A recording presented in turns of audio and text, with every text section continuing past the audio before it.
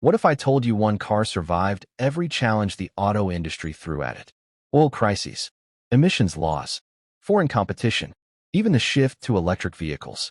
Most cars from 1964 are long forgotten, but one icon is still making history. This is how the Ford Mustang refused to die. It all started on April 17, 1964. Ford unveiled the Mustang at the New York World's Fair, expecting a solid launch. Instead, the company witnessed something almost unbelievable. More than 22,000 Mustangs were sold on the very first day. Dealerships were packed, phone lines were jammed, and buyers couldn't wait to get behind the wheel. Ford knew America was changing. Millions of young baby boomers wanted a car that looked fast, felt exciting, and didn't cost a fortune. Led by Lee Iacocca, Ford designed the Mustang with a long hood, a short rear deck, sporty styling, and a starting price under $2,500.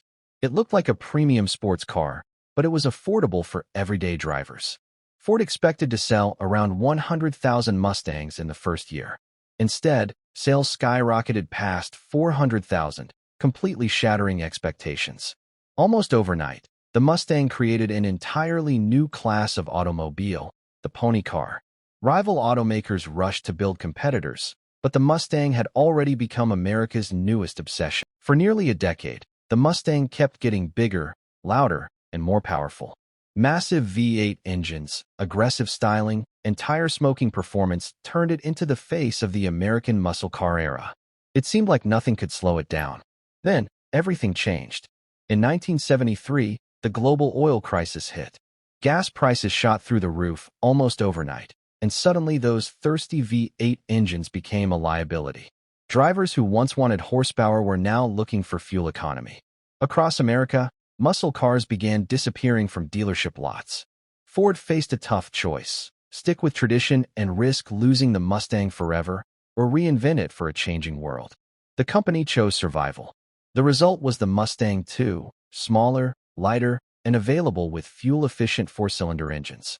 Hardcore enthusiasts hated it. Many said it wasn't a real Mustang. But while critics complained, customers kept buying it.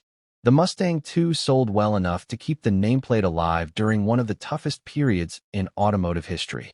That decision changed everything. As the years rolled on, Ford introduced the Fox Body Mustang. It wasn't the flashiest sports car on the road, but it was affordable, lightweight, easy to modify, and fun to drive. While legendary rivals quietly disappeared from production, the Mustang refused to follow them. Instead of fading into history, it kept adapting, waiting for the perfect moment to make an even bigger comeback. By the early 2000s, Ford realized something important. People didn't just remember the Mustang, they missed it. The company knew it was time to bring back the spirit that made the original a legend.